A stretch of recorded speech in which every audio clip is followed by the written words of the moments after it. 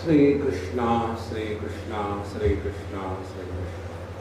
गुरु ब्रह्मा गुरुर्विष्णु गुरुर्देवो महेश्वरः गुरु साक्षात् परं ब्रह्म तस्मै श्री गुरवे नमः। तस्मै श्री गुरवे नमः। जैसी हमारी दृष्टि होती है वैसी हमारी सृष्टि होती है, और जो हम इस दुनिया में देखना चाहते हैं वो देखते हैं, जो है वो नहीं देखते। तो ये अपने दृष्टि में परिवर्तन लाना और जो है वो देखना, इस प्रक्रिया को कहते हैं आध्यात्मिक साधना। तो अपने दृष्टि में परिवर्तन लाने के लिए शास्त्रों का अध्ययन किया जाता है। शास्त्रों का अध्ययन करने के बाद यदि हमारे दृष्टि में परिवर्तन आ गया तो हमारे व्यवहार में परिवर्तन आ जाता है, और व्यवहार में परिवर्तन आ गया तो हमारे अनुभूतियों में परिवर्तन आ जाता है, और उसी अनुभूति के परिवर्तन को कहते हैं आध्यात्मिक साधना। इसीलिए जब हम तत्वबोध का अध्ययन कर रहे हैं तो इसमें हमने अब तक क्या पाया है इस पर थोड़ा चिंतन करें। देखो, पहली तो बात होती है कि हमारी दृष्टि क्या है, उनसे दृष्टि से हम जगत को देख रहे हैं। क्या हम जगत को सापेक्षता से दृष्टि से देख रहे हैं, या समर्पण की दृष्टि से देख रहे हैं, या संपूर्णता की दृष्टि से देख रहे हैं? सापेक्षता और संपूर्णता ये दो अंतिम है, और बीच में एक और आ जाती है, परिपूर्णता। अब इसको ठीक से समझ लें। जब हम जगत के तरफ अपने से भिन्न के रूप में देखते हैं, जैसे एक व्यक्ति दूसरे व्यक्ति को देखता है, तो उसकी दृष्टि सापेक्षता की हो गई, और ये सापेक्षता की दृष्टि से लेकर के दो रोग मनुष्य के मन में पैदा हो जाते हैं।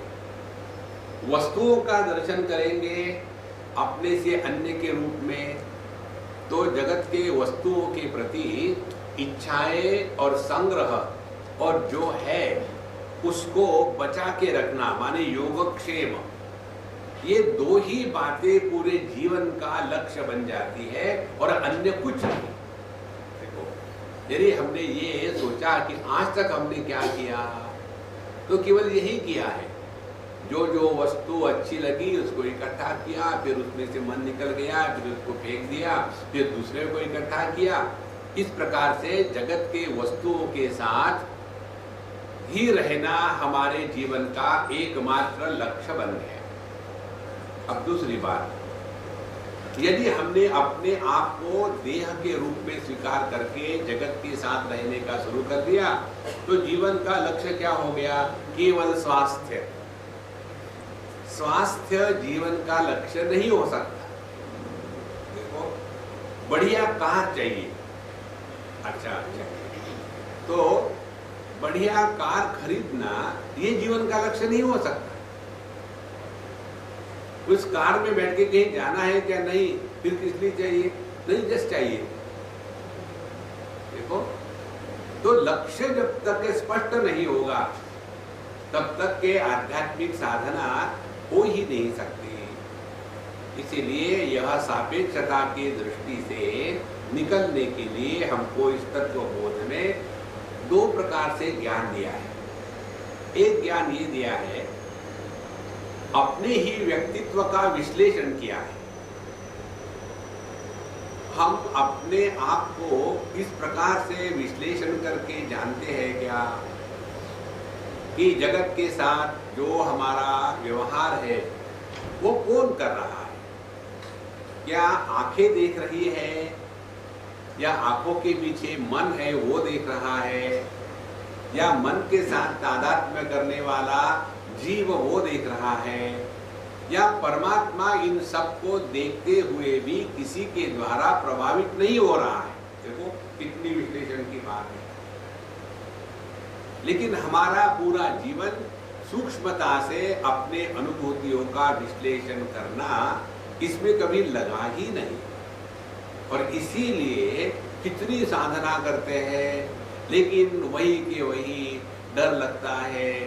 खूब साधना करी लेकिन सडनली कुछ हो गया, एकदम बैलेंस आउट हो जाए। इसीलिए संतो पहले ये समझ ले कि यह दुनिया है क्या। अब दुनिया को समझने के लिए दो प्रकार से, सापेक्षता की दृष्टि से क्या दुनिया है और परमात्मा की दृष्टि से क्या दुनिया है। तो पहले हम अपने दृष्टि से देखते हैं। तो अपने दृष्टि से हमारा स्थूल देह है, इंद्रिय है, प्राण है, मन है, बुद्धि है। तो क्या हम मैं देह हूं ऐसा जब जीते हैं तो कोई समझो गर्मी का अनुभव आया, तो क्या गर्मी का अनुभव देह को आ रहा है या देह में जो देही है उसको आ रहा है। कहीं चोट लगी तो चोट का अनुभव देह को हो रहा है या देह में जो देही है उसको हो रहा है। इधर कभी ध्यान नहीं जाता। जैसे हमने आपको एक बार उदाहरण दिया था, हमारे बड़े पैर के अंगूठे को कुछ हो गया था, तो यही की बात है, आजकल नहीं आते वो डॉक्टर। तो उन्होंने हमको ले गए और वहाँ लोकल एनेस्थीसिया दिया, बड़ी बड़ी सुइयां ठोक करके अंदर में, और बोले 5-10 मिनट के बाद देखते हैं। 10 मिनट के बाद फिर आकर के वो सब अंगूठे से खेलने लगे। बोले आपको स्पर्श हो रहा है क्या? मैंने कहा ठीक है, फिर आपको नहीं हो रहा है। माने उस एरिया को उन्होंने नम कर दिया, एनेस्थेसिस कर दिया। उसके पश्चात फिर उन्होंने अंदर में चक्कू डाल करके आइसक्रीम के स्कूप के जैसा ऐसा करके वो निकाला जो भी था। तो वो हम देख रहे थे। तो देह को दुख नहीं होता। देह को यदि दुख होता तो हम चिल्लाते। माने जब हम अपने अनुभूतियों से सीख करके विश्लेषण करना, ये आध्यात्मिक साधना है। इधर ध्यान लगाएंगे तब जाकर के अपना जीवन योग्य दिशा में चल रहा है। कितने साधक होते हैं, उनके सिंसियरिटी में कोई कमी नहीं। जितनी उनकी सिंसियरिटी है उससे 10 गुना उनकी बेवकूफी है। माने वो सिंसियरली बेवकूफ है।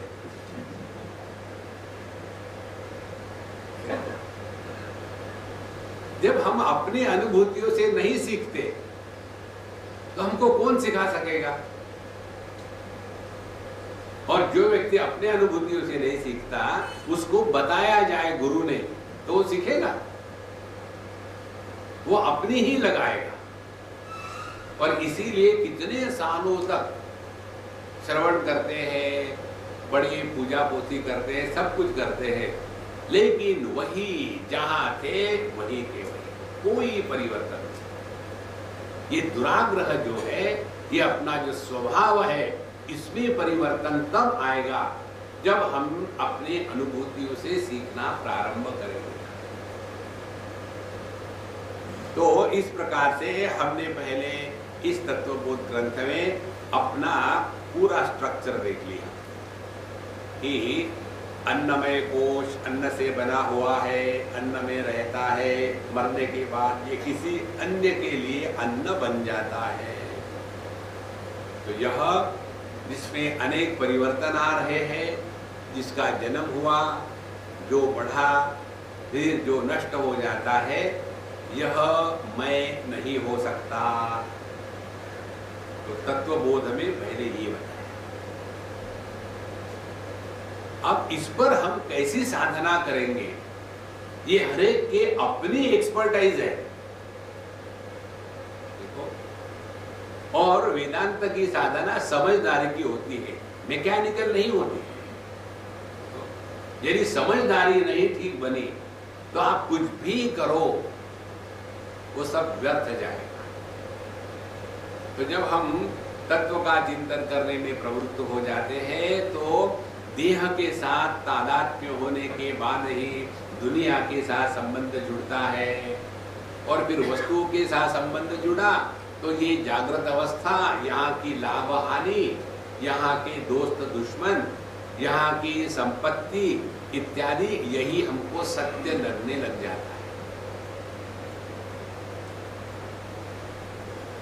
अब दूसरी बात बताते हैं, हमारा जो अस्तित्व है व्यक्ति का, हमारी आंखें, आप लोगों की आंखें, हमारे कान, आप लोगों के कान, क्या ये व्यक्ति स्वतंत्र है या इन सब का एक आधार है कारणात्मक?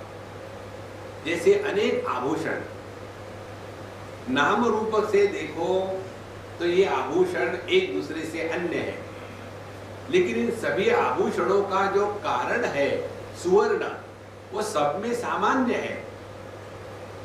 तो यह सुवर्ण बन गया कारण और आभूषण बन गए कार्य। कार्य हमेशा अनेक होते हैं और कारण एक होता है। इसी प्रकार से अनेक व्यक्ति है, क्या इन अनेक व्यक्तियों का कोई कारण भी है? अनेक आंखें हैं, क्या ये अनेक आंखों का एक कोई कारण भी है? देखो, आंखों के डॉक्टर जो होते हैं ना, वो उन आंखों को जानते हैं जो कारणात्मक आंखें हैं। माने आंखों का स्ट्रक्चर कैसे होना चाहिए, उसमें दृष्टि कैसी होती है, उसमें रोग कैसे होते हैं, उनका जो ज्ञान है वो कारणात्मक आंखों को लेकर के होता है। और जब वो कार्यात्मक आंखें माने एक किसी व्यक्ति की आंखों को देखते हैं तो उनका वो जो कारणात्मक ज्ञान है वो इस कार्यात्मक ज्ञान पर या आंखों पर लगाते हैं। इस प्रकार से इस जगत में कार्य कारण रूप से यह सृष्टि चल रही है। कार्य हो गई व्यक्ति और कारण हो गया समष्टि, अभिव्यक्ति, समष्टि या अभिव्यक्ति। जब तक हम इस व्यक्ति में फंसे रहेंगे तब तक के संसार निवृत्त नहीं होगा। और जब हम ये समझेंगे, आध्यात्मिक साधना का तात्पर्य है व्यक्ति से हट करके अभिव्यक्ति में पहुंच जाए, माने कार्य से निवृत्त होकर के कारण में पहुंच जाए। देखो अब कैसे, हमारा जो देह है, इसमें रहने वाला जो देही है, उसके लिए जीवन जिया जा रहा है। देखो, आंखें नहीं देख रही है, आंखों से देखा जा रहा है। कान नहीं सुन रहे हैं, कानों से सुना जा रहा है। माने यह जो देही है आंखों के कानों के पीछे, यह देही देह से अन्य है। देखो, जब यहां हमारी दृष्टि आ जाती है कि हम देही है ना कि देह है, फिर वहां गड़बड़ी हो जाती है। कौन सी गड़बड़ी? जितने देह है उतने देही है, जितने पति है उतनी पत्नियां हैं। ये जैसे उदाहरण है, कई बार पति एक होता है, पत्नियां 4 होती है, क्योंकि हमारे यहाँ ऐसा अलाउड है। तो यह जो देही है, क्या वो हर एक देह में अलग अलग है या सब में एक ही तत्व देही के रूप में प्रकट हो रहा है? जैसे आंखें हर एक व्यक्ति की माने दृष्टि, दृष्टि यह सामान्य है और आंखें वो व्यक्ति है। तो जो डॉक्टर लोग होते हैं वो आंखों के डॉक्टर है, दृष्टि के नहीं है। दृष्टि डॉक्टरों ने निर्माण नहीं करी, वो केवल देखते हैं ये स्ट्रक्चरल आई जो है उसको ठीक रखना है। इसको स्पष्ट समझ लेना। मोटर मैकेनिक जो होते हैं, मोटर चलती नहीं तो इंजन को देखते हैं, हॉर्स पावर को नहीं देखते। किसी गैराज में ले जाओ, यार जरा हॉर्स पावर ठीक कर देना, तो वो कहेगा कहां से डोंकी पावर आ गया है। हॉर्स पावर को ठीक नहीं करते, पेट्रोल को भी ठीक नहीं करते। इसी प्रकार से जैसे गाड़ियों में हॉर्स पावर अभिव्यक्ति है, गाड़ी व्यक्ति है, वैसे ही जो जीवन है वो अभिव्यक्ति है, व्यक्ति नहीं। तो साधना क्या हो गई हमारी कि एक ही परमात्मा तत्व जब पंचकोशों के माध्यम से प्रकट होता है तब उसको व्यक्ति कहते हैं। लेकिन क्या वो व्यक्ति है, ये अनुसंधान करना है। यदि उसको हम व्यक्ति कहेंगे तो हम धर्मशास्त्र, सांख्य शास्त्र, योग शास्त्र, भक्ति शास्त्र इसी में फंसे रहेंगे। और फिर व्यक्ति का जीवन क्या है? व्यक्ति का जीवन है अपने इच्छाओं को पूरा करना और कुछ नहीं। तो ऐसा जो व्यक्ति के रूप में रहता है उसकी साधना क्या होगी? एक ही साधना होगी, जहां भी जाए भगवान के सामने अपने इच्छाओं की लिस्ट सामने रख दे और सिलेक्ट ऑल, सबमिट। भगवान देखते डिलीट ऑल। तो हमारी साधना क्या हो गई? अब जब अपने को व्यक्ति मानेंगे तो साधना होगी, भगवान के मंदिर में भी जाएंगे तो भी इच्छा पूर्ति की बात होगी, क्योंकि हमने अपने को व्यक्ति स्वीकार कर लिया है। हमारी स्थिति व्यक्ति के रूप में मालूम है कैसी है? जैसे टैक्सी के ड्राइवर, टैक्सी के ड्राइवर के साथ यदि कोई पैसेंजर हो तो उनको डेस्टिनेशन पता है, गाड़ी बड़ी स्पीड से जाती है। कोई पैसेंजर नहीं हो तो वो खड़ा रहता है भगवान कृष्ण के जैसे टांगों को टेढ़ा करके, वहां मुरली तो नहीं है हाथ में, तो कार पर अपना हाथ रख करके ऐसा खड़ा है। एक बार हम कहीं थे, किसी के साथ वॉक पे जा रहे थे, हमने कहा आपको देखना है क्या मजा? क्या देखो कैसे मजा। हम लोग उस टैक्सी वाले की तरफ जाएंगे, उसको लगेगा कस्टमर आ रहा है, और फिर हम बैठेंगे तो नहीं, क्योंकि अपने को जाना नहीं है। और फिर उसकी जो रिएक्शन से वो देखा, तो हम क्रॉस किए रोड, अब वो अपना पोज बदल करके, हाँ कहाँ जाना है? तो हमने पूछा कैसे हो, ठीक ठाक है ना, बीवी बच्चे? तब ठीक है, घर में कोई समस्या तो नहीं, आपको जाना कहाँ है? कहीं नहीं। ठीक है सर।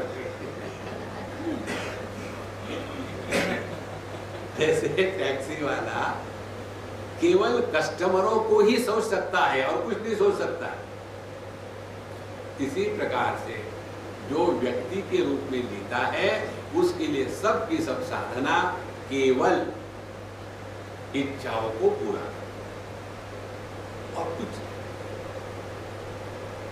और वास्तविक अध्यात्म क्या है? इच्छाओं के परे जाना। इच्छाओं के परे जाना ये अध्यात्म है। ये यदि हमने सीखा और स्वीकार किया तब हमारा तत्वबोध का अध्ययन ठीक हुआ। नहीं तो कितने उपनिषद रख कर सुन करके रख दिए। एक सज्जन ने हमको कहा आप अहमदाबाद की कहीं की बात है, Swami ji I have got all your books and all your talks, CD MP3 सब कुछ।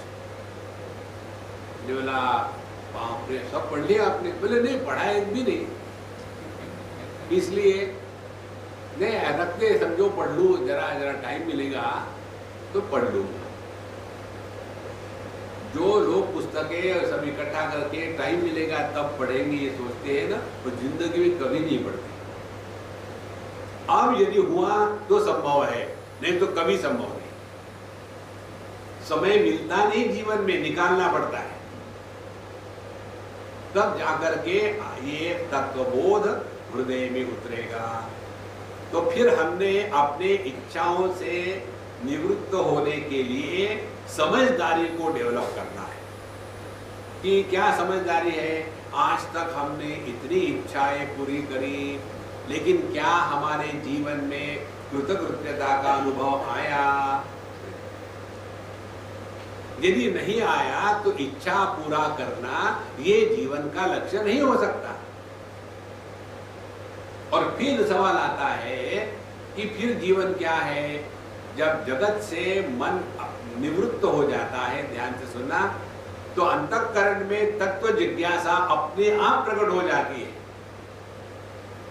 अंतःकरण में तत्व जिज्ञासा का प्रकट होना अंतःकरण के शुद्धि का लक्षण है कि अंतःकरण शुद्ध है।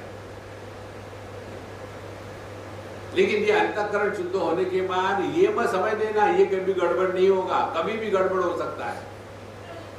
तो फिर क्या करते हैं? अंतःकरण शुद्ध हो गया, अब हमको वेदांत श्रवण में हम आने लग गए और फिर उसमें मजा आने लग गया, और जिसके लिए आए थे वही भूल गए, और फिर हम हो गए प्रोफेशनल लिसनर। अपने में कोई परिवर्तन नहीं,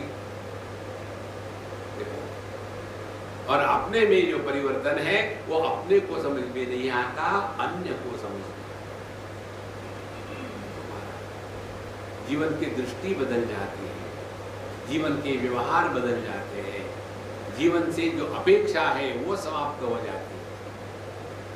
और ऐसा साधक उच्च कोटि का उत्तम अधिकारी, फिर उसको साधना माने क्या? अब साधना माने तत्वमसि महावाक्य के उपदेश को जीवन में उतारने का प्रयत्न। साधना का तात्पर्य है मंदिरों में जाकर के घंटे बांधना नहीं। देखो, साधना का तात्पर्य है अब ये तत्वमसि महावाक्य को जीवन में कैसे उतारे जाए। ननु साहंकारस्य किंचिज्ञस्य जीवस्य निराहंकारस्य सर्वज्ञस्य ईश्वरस्य तत्वमसीति महावाक्यात् कथम अभेद बुद्धि स्यात् उभयोः विरुद्ध धर्मक्रांतत्वात्। यहाँ पूछते हैं कि यह जो त्वम है जीव और जो तत् है ईश्वर, ये दोनों तो विरुद्ध धर्म के हैं। अब इनकी एकता कैसे संभव है? अब यहां प्रश्न उठा करके छोड़ नहीं देना है, अब इसका अनुसंधान तो जीव कौन है? अब ये बहुत महत्व का विषय है, इस पर आप 25 बार सुनो तो भी दिमाग में नहीं घुसेगा। जीव को यदि हम परमात्मा से स्वतंत्र के रूप में स्वीकार करेंगे तो आप किसी भी निर्णय पर पहुंच ही नहीं सकते। देखो, जैसे दर्पण में जो प्रतिबिंब है, क्या दर्पण का प्रतिबिंब दर्पण और अपना मुख कमल इनसे अतिरिक्त हो सकता है क्या? तो जब हम दर्पण के प्रतिबिंब की बात करते हैं तो ये तीन बातों की बात साथ साथ कर रहे हैं। तो दर्पण के प्रतिबिंब की परिभाषा करनी होगी तो प्रतिबिंब प्लस मिरर प्लस अपना चेहरा, ये तीनों मिलकर के दर्पण का प्रतिबिंब तैयार होता है। इसी प्रकार से जीव माने क्या? परमात्मा अपने चेहरे के स्थान पर और अंतःकरण दर्पण के स्थान पर। और उसमें जो प्रतिबिंब है चिदाभास वो जीव के स्थान। तो ये तीनों चीजों को मिला करके जीव कहा जाता है। देखो इसको बहुत आसान है, आजकल के जमाने में तो और आसान हो गया है। Sound waves, phone, SIM card और उसमें से ध्वनि का प्रकट होना। अब ये आज का उदाहरण। साउंड वेव्स परमात्मा, फोन देह, उसमें सिम कार्ड अंतःकरण जीव, तब जाकर के इसमें से आवाज आती है। यदि आपका फोन सिम कार्ड भी ठीक है, पेमेंट भी हो चुका है, पोस्टपेड है, कटने की संभावना नहीं, और किसी ने आपको फोन किया और उसको उत्तर जाता है कि जो नंबर आपने डायल किया है वो इस क्षेत्र के बाहर है, माने ये तो सब ठीक है, आवाज क्यों नहीं आ रही है? महाराज आवाज अंदर से नहीं आती, आवाज बाहर से आती है, अंदर से अभिव्यक्त होती है। तो जैसे सिम कार्ड व्यक्ति नहीं है, अभिव्यक्ति है, भले उनके नंबर भिन्न हो गए। देखो इसी प्रकार से जीव ये व्यक्ति नहीं है, अभिव्यक्ति है। सब में वही सिद्धांत लागू है। चाहे आप कॉस्टली फोन ले लीजिए, चाहे आप बिल्कुल बेस लाइन का 50 रुपए का फोन ले लीजिए, सब में सिद्धांत तो वही है। चाहे कोई महात्मा हो, चाहे कोई कीड़ा हो, उन सब में जीव का अभिव्यक्त होना सामान्य है, कोई फर्क नहीं।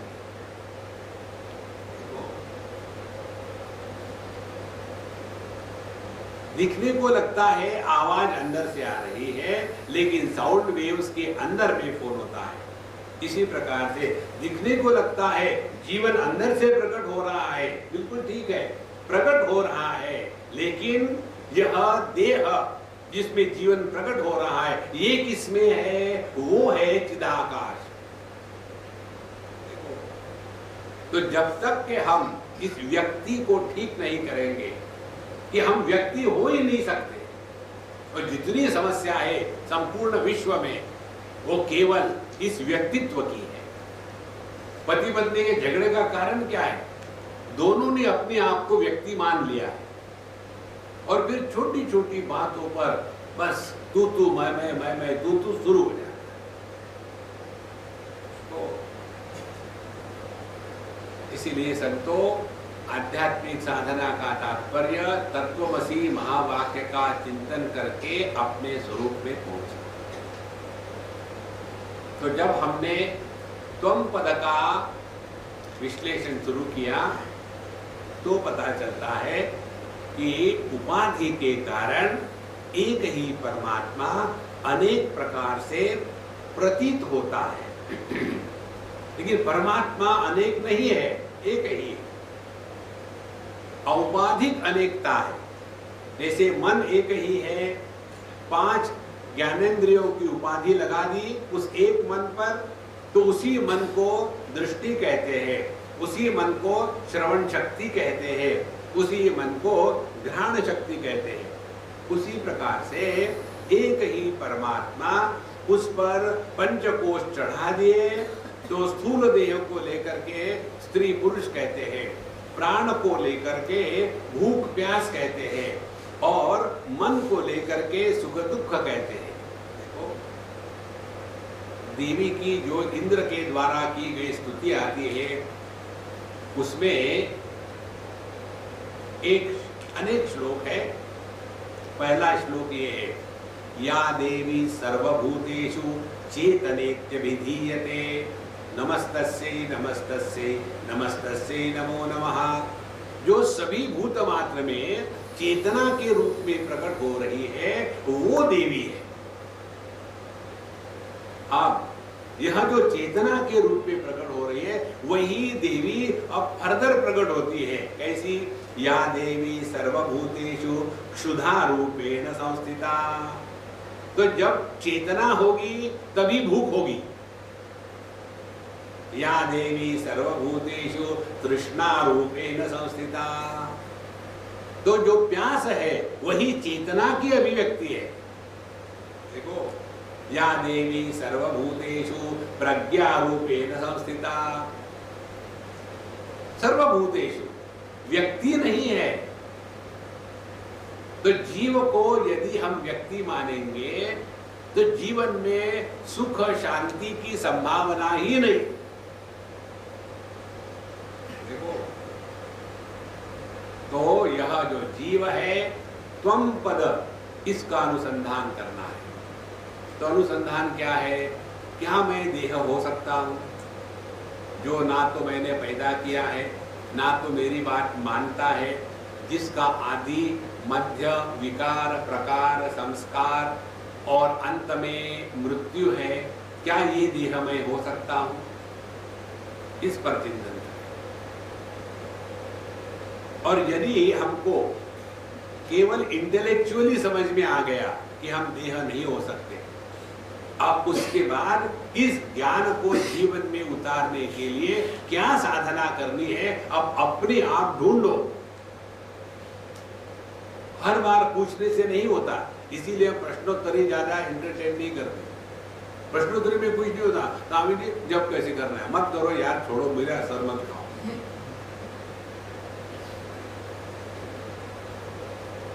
अपने आप ढूंढो। अन्य को पूछेंगे तो लेजी हो जाओगे। You find out. पैसे कैसे खाने हैं, किसी के पास जाके सीखता है क्या कोई? इसी प्रकार से अपनी साधना स्वयं करो। और साधना करने के लिए पूरी की पूरी सामग्री शास्त्रों में दी है। एक महात्मा जी थे, घूमने जाते थे तो अकेले जाते थे। तो हम भी ज्यादा गड़बड़ करने वाले के साथ कभी नहीं जाते, जो बोलता नहीं उसी के साथ जाते। या तो गूंगा हो या तो शांत हो। तो मान रहे जा रहे थे, दूसरा कहता है मैं आपके साथ आऊं? नहीं। एक बार कहा, दो बार, प्लीज आने दो ना। अच्छा ठीक, आ जाओ। आ गए। आने के पश्चात ये तत्वमसि महावाक्य किस उपनिषद से आया है? तो उनको बताया गया, देखो ऐसे ऐसे कॉलेज है, उसकी ऐसी ऐसी लाइब्रेरी है, उसमें ऐसा ऐसा एक शेल्फ है, उसमें ऐसे ऐसे उपनिषद रखे हुए हैं, वहां जाके पढ़ लो।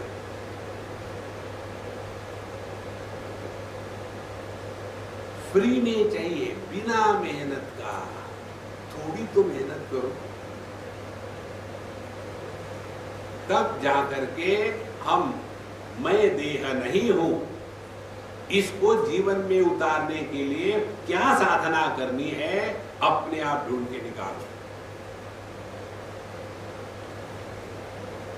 और जितना आपका देहात्म भाव कम होता जाएगा, उतना आप जगत से अपने आप निवृत्त होने लगोगे। और जगत से निवृत्त होना बिना अकेलेपन का अनुभव होते हुए, उसको कहते हैं अब हम अंतर्मुखी हो गए। कल रात को मुझे 11-12 बजे फोन आया, स्वामी जी आप सो रहे क्या? नहीं, मैं कबड्डी खेल रहा हूँ। बोले आप नींद में भी ऐसे बोलते हैं? मुझे नींद में ही मैं ऐसे बोलता हूँ, मैं जग तो नहीं रहा हूँ। रात को 12 बजे किसी को डिस्टर्ब करें, स्वामी जी लेकिन बहुत अर्जेंट है, मैंने शुरू हो जाओ। और फिर शुरू हो गए। स्वामी जी आजकल मुझे जो है ना, अकेलापन बहुत अच्छा लगता है। किसी के साथ बोलना, बैठना, घूमना, बातें करना बिल्कुल अच्छा नहीं लगता।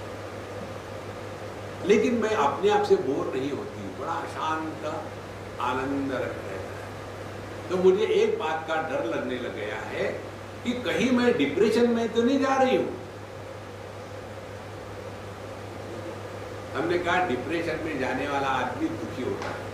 तुम दुखी हो क्या? बोले नहीं, दुखी बिल्कुल नहीं, अभी ठीक रास्ते जा रहे हो। क्योंकि ये दोनों में एयरलाइन डिफरेंस है, डिप्रेशन एंड डिस्पैशन।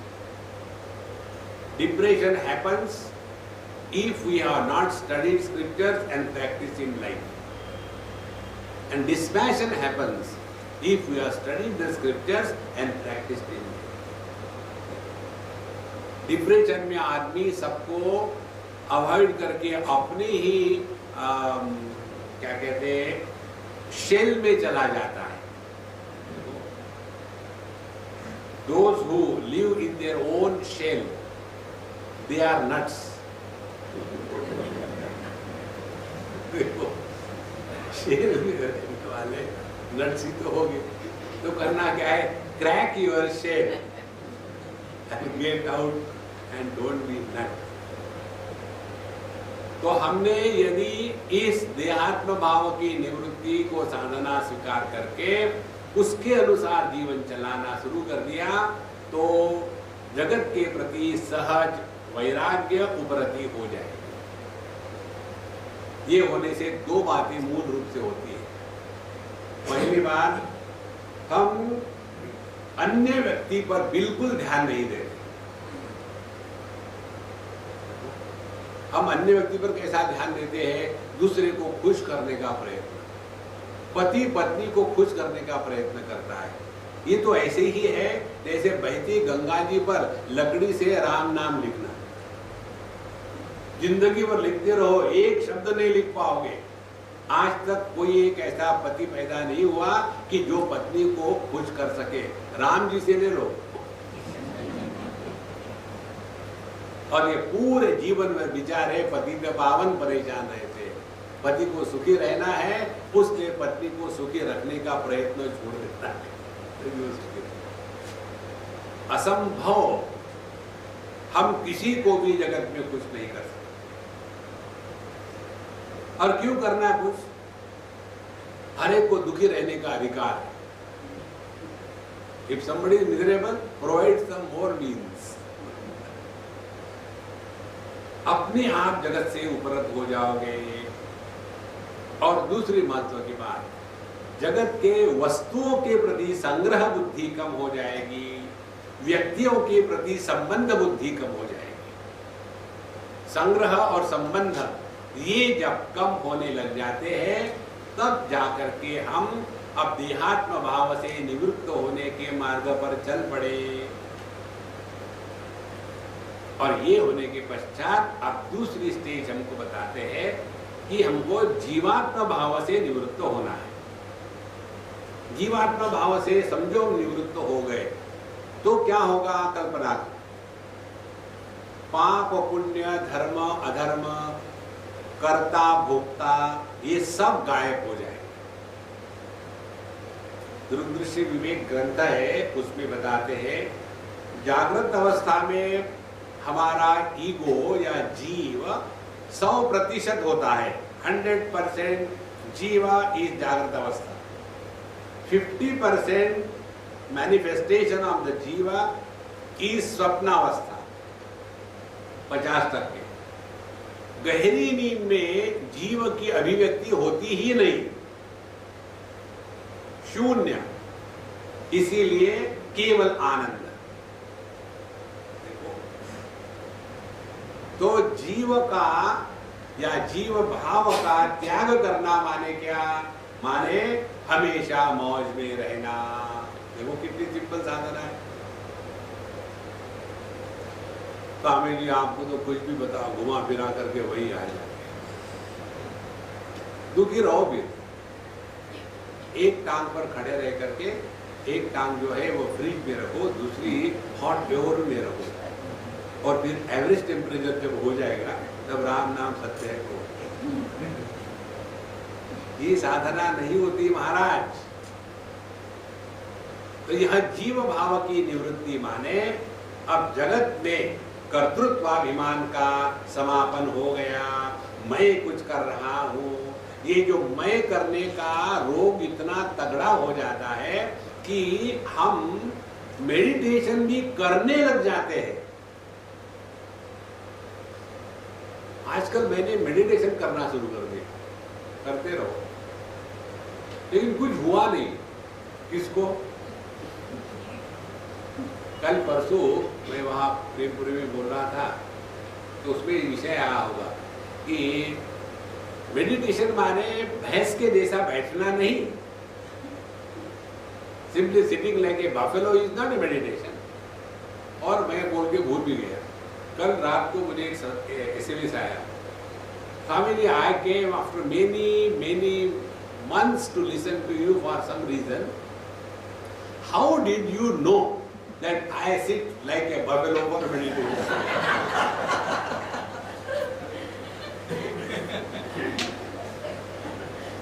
जैसे मैं यहाँ आके बैठी उसी समय आपके मुंह से ये वाक्य निकले, तो मुझे ऐसा लगा कि स्वामी जी को कैसे पता चला। तो ये जो करने का रोग है, यही जीवात्म भाव है। मैं ये करूं, मैं वो करूं, मैं ऐसे करूं, मैं वैसे करूं। तो ये करने का जो रोग है, इसकी निवृत्ति होना माने जीवन में सहजता आना।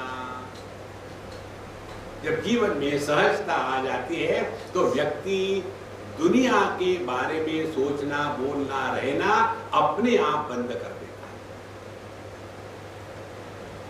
हम में कितनों को ऐसी आदत है कि दूसरा क्या कर रहा है उधर मुंह मारे। अब हमारे हर एक व्यक्ति के साथ भिन्न प्रकार के संबंध होते हैं कार्य के अनुसार, और सबको सब जानने की आवश्यकता नहीं है। देखो, समझो हम किसी व्यक्ति के साथ बात कर रहे हैं, अब तीसरे व्यक्ति को वहां खड़ा होकर के ऐसा देखना, क्या बोल रहे, क्या बोल रहे, क्या बोल रहे, जरूरत है? और ऐसे कहो कि गेट आउट फ्रॉम हियर, तो फिर मुंह भूल जाता है। साधना जो करता है, तो यदि उसने वास्तविक साधना करी है, तो व्यक्ति अपना काम हो गया, खलास, निकल जाओ। ये जो हैंगअप्स होते हैं ना, ये इसीलिए है कि मैं देखो महाराज, इसीलिए ये साधना हम कितने सालों से कर रहे हैं। जहां अपना काम पूरा हो गया वहां 1 मिनट मत रहो, निकल जाओ। कितनी जगह हमको पूछते, स्वामी जी आप लेक्चर के बाद 2-4 दिन रहा करो ना। हमने कहा मैं नहीं रहता हूँ ना, इसीलिए आप कह रहे हो। जैसे एक बार हमने हमारे शाम को कहा, मैं आया वहाँ से अपने ऑस्ट्रेलिया से, 24 आवर्स भी नहीं बम्बई में, and next flight to London. तो वो लेने आया था, रात को बेचारा 1 बजे 1:30 बजे। स्वामी जी मुझे समझ में नहीं आता, आप इतना दौड़ते हो, किस लिए दौड़ रहे हो? हमने कहा ठीक है, मैं अगली फ्लाइट से लंदन नहीं जाऊंगा, आज के दिन तुम्हारे घर में आके रहूंगा और कहीं नहीं जाऊंगा। नहीं ऐसी बात नहीं। मजाक में भी घबरा गए। व्यक्ति की कीमत तब रहती है जब वो आवश्यक है तब हो, तब, अन्यथा नहीं। अति परिचयात अवज्ञा। तो हमने देहात्म भाव का त्याग कर दिया। जीवात्म भाव का त्याग करना माने अत्यंत सावधानी से जीना। जहां अपनी आवश्यकता नहीं, भागो, अपने काम में लग। और ऐसा करते करते व्यक्ति कर्तृत्वाभिमान का त्याग करेगा तो जीवन में उतनी मात्रा में सुख दुख का निर्माण नहीं होगी। सुख दुख का निर्माण कर्तृत्वाभिमान के साथ होता है। आदमी जब सोता है तो उसमें कर्तृत्वाभिमान नहीं होता। जब तक एक कर्तृत्वाभिमान है तब तक की नींद नहीं आती। मुझे सोना है, मुझे सोना है, मुझे सोना है। जब तक ये मैं है तब तक की नींद प्रारंभ नहीं होती। जहां मैं गायब हो गया, कर्तृत्वाभिमान गायब हो गया, जीव भाव गायब हो गया, उसी क्षण नींद शुरू हो जाती है। इसी प्रकार से जब तक के यह मैं कर रहा हूं, मैं कर रहा हूं, ये भाव है, तब तक के जीवन के सुख दुख का निवारण नहीं होगा। तो जीवात्मा भाव का त्याग का तात्पर्य क्या है? अब हम किसी भी वस्तु व्यक्ति के कारण दुखी नहीं होते। जहाँ आवश्यकता नहीं वहाँ मुंह नहीं मारते, जहाँ आवश्यकता नहीं वहाँ रुकते नहीं, निकल जाओ। बहुत महत्व की बात है। फिर जाकर के व्यक्ति अपने आप में रहने लग जाता है। और जो व्यक्ति, ध्यान से सुनना, अपने आप के साथ रहते हुए भी अपने आप से बोलना बंद कर देता है। हम लोग अपने आप के साथ रहते हैं और नॉन स्टॉप बोलते रहते हैं, बोले रहते हैं। और जिनका इस पर नियंत्रण नहीं होता वो आगे जाकर के मेंटल केस हो जाते हैं, और जिनका इस पर नियंत्रण होता है वो शांत प्रसन्न रहते हैं। वही व्यक्ति वर्तमान में रह सकता है। जो जितना अपने आप से बोलते हैं वो वर्तमान में नहीं रहते, क्योंकि हम क्या बोलते हैं अपने साथ? या तो भूत की कल्पना या तो भविष्य की चिंता, दूसरा कुछ नहीं। तो यह जीवात्मा भाव जैसे समाप्त हो जाएगा, हमने त्वम पद का शोधन कर लिया है। तो क्या शोधन हो गया? क्या शुद्धिकरण हो गया? शुद्धिकरण ये हो गया, अब ये पंचकोशों से हमको प्रभावित नहीं होना। तो देह के जो गुणधर्म है वो देह के है, जितनी उसकी फिक्र करनी है कर लो, लेकिन उसको लेकर के परेशान होना बंद हो जाए। प्राण के जो गुणधर्म है उसको खाना पीना पानी पिला करके चुप कराओ, उससे ज्यादा नहीं। मन के जो गुणधर्म है सुखी दुखी होना, तो उसको होने दो, आप सुखी दुखी मत होना। बुद्धि के जो गुणधर्म है, मैं कर रहा हूं मैं नहीं कर रहा हूं, इस मैं को दफना देना। और आनंदमय कोश के जो गुणधर्म है, मेडिटेशन का भोग करना, उसको त्याग दो। मेडिटेशन का भोग नहीं करते। ये 5 बातें समझदारी के साथ करना, इसको कहते हैं त्वम पद शोधनम। इस सब की समरी यदि समझनी हो एक वाक्य में, तो जिसका त्याग हो सकता है करते जाओ, जिसका त्याग हो ही नहीं सकता वो आप हो। किसका त्याग हो सकता है? जगत का त्याग होता है, देह का त्याग होता है, मन का त्याग होता है, बुद्धि का त्याग होता है, मैं का त्याग होता है। गहरी नींद में इन सब का त्याग हो गया। लेकिन एक ऐसी वस्तु है जो सबके त्याग में भी बनी रहती है। जिसका त्याग नहीं हो सकता वो अपना स्वरूप है। हाँ, समझ में आ गया क्या? गुस्से का त्याग नहीं। तो गुस्सा मैं हूं, आपने समझा ही नहीं थे। गहरी नींद में आप गुस्सा नहीं कर सकते। आपके कर्राटों के कारण दूसरे गुस्सा, आप गुस्सा नहीं कर सकते। इसीलिए जिसका त्याग हो सकता है वो दुनिया है, जिसका त्याग नहीं हो सकता वो परमात्मा है। कितनी सिंपल बात है। देखो, इस प्रकार से त्वम पद का शोधन हमने कर लिया। ये शोधन करते करते एक रोग, एक वायरस बिना हमारे समझदारी के अपने आप में घुस जाता है। और वो वायरस क्या है? हम शास्त्र के अध्ययन के कारण, अपने जीवन के नियम के कारण अपने आप को अन्य से बड़े शहाने समझने लग जाते हैं। ये सिंधियों का शब्द है, बड़ा शहाना समझता है। हम अपने आप को अन्य लोगों से जरा होशियार ही समझने लग जाते हैं। हम लोगों के जैसे नहीं है 10 बजे तक सोते हैं। हम तो 10 बजे उठ जाते हैं। तो इस त्वम पद का शोधन करते करते साथ साथ में तत्पद का शोधन भी शुरू करना है। ये दोनों साथ साथ जाते हैं, आगे पीछे नहीं। अपने साथ साधना करनी माने वेदांत को अप्लाई करके पंचकोश का विवेक करके इनके प्रभाव से मुक्त होना, यह त्वम पद का शोधनम है।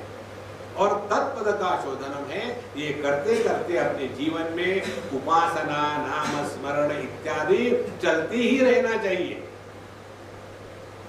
देखो, मुझे कल परसों किसने फोन किया था, स्वामी जी मैं रेगुलरली मेडिटेशन करती हूँ, वो सब करती हूँ, मुझे अगर में कोई इंटरेस्ट नहीं रहा, कहीं डिप्रेशन तो नहीं है, और मैं क्या करूँ। हमने कहा तुम कभी कोई गीता का पाठ, उपनिषद का पाठ, भगवान का नाम स्मरण या करती हूँ क्या? बोले वो तो मैं करती हूँ, मैं वो शुरू करो, उससे क्या होगा। हमने कहा तुम प्रश्न पूछना बंद करोगी।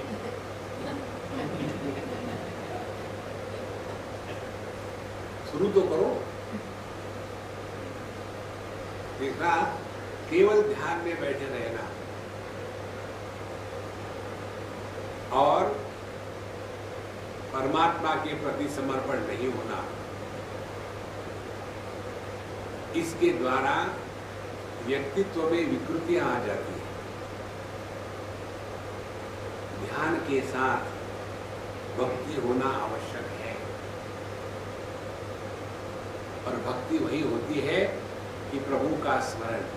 ध्यान के लिए मत बैठना, प्रभु के गोद में जाके बैठना। अपने दिमाग से इसको निकाल डालो कि मैं ध्यान कर रहा हूं। जब भी जाकर के बैठते हो ना भगवान के सामने, चलो कन्हैया के गोद में जाके बैठेंगे। जहां भगवान के गोद में जाके बैठना, इसको ध्यान आपने समझ लिया, स्वीकार लिया, आप में भक्ति माता का सौंदर्य प्रकट होने लग जाएगा। फिर वेदांत निरस नहीं रहेगा, फिर वेदांत रसपूर्ण होगा।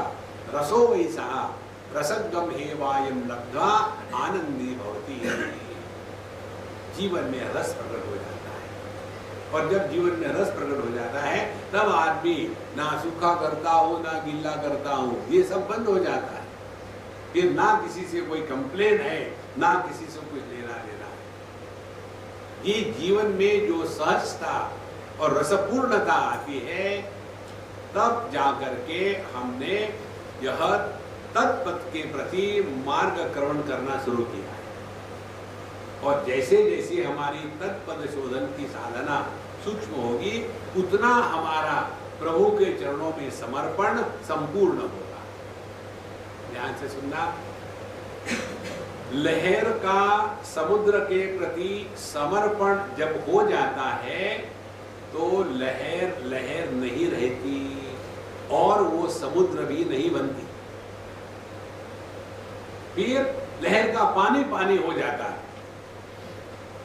इसी प्रकार से जीव जिसने वेदांत की साधना करी है और भगवान के प्रति समर्पण किया है, वह ईश्वर नहीं बनता। उसमें भले ऐश्वर्य प्रकट होने लग जाए, वो ईश्वर नहीं बनता। देखो, समुद्र लहर बन सकता है, लहर समुद्र नहीं बन सकती। तो यह दोनों उपाधियों का त्याग हो गया। जीव की उपाधि का त्याग वेदांत की प्रक्रिया के अनुसार, और ईश्वर की उपाधि का जो माया है उसका त्याग समर्पण से, भक्ति से, उपासना से। ये दोनों बातें जब पूरी हो जाती है, तब ना जीव रहता है ना ईश्वर रहता है। परमात्मा ही जीव और ईश्वर ये दो के रूप में प्रकट हो रहा है। ये जब ज्ञान दृढ़ हो गया, उसके बाद जीवन मुक्ति का आनंद अखंड बना रहता है, और इसी को कहते हैं अपने साधना की परिपूर्णता। इसलिए यहाँ आके कहते हैं एवं च वेदांत वाक्य ही सद्गुरु उपदेशेन च सर्वेषु अपि भूतेषु येषां ब्रह्म बुद्धि उत्पन्नाः ते जीवन मुक्ताः इत्यर्थः। तो जो स्वयं में और संपूर्ण विश्व में केवल परमात्मा का ही दर्शन करते हैं, वही जीवन मुक्त होते हैं। जीवन मुक्ति का एक उदाहरण समझना हो तो जैसे हम अपने शरीर के सभी अंगों में केवल मैं एकमात्र तत्व है ऐसा अनुभव करते हैं, उसी प्रकार से जीवन मुक्त के जीवन में अनेकता होते हुए भी अनेकता की भेद भावना नहीं होती, यह जीवन मुक्ति प्रारंभ हो जाती है। अब ये ननु जीवन मुक्त कहा, अब जीवन मुक्त कौन है, यह विषय इसमें दिया है, उसको हम कल समापन के दिन पूरा करेंगे। ओम पूर्णमदः पूर्णमिदं पूर्णात् पूर्णमुदच्यते पूर्णस्य पूर्णमादाय पूर्णमेवावशिष्यते।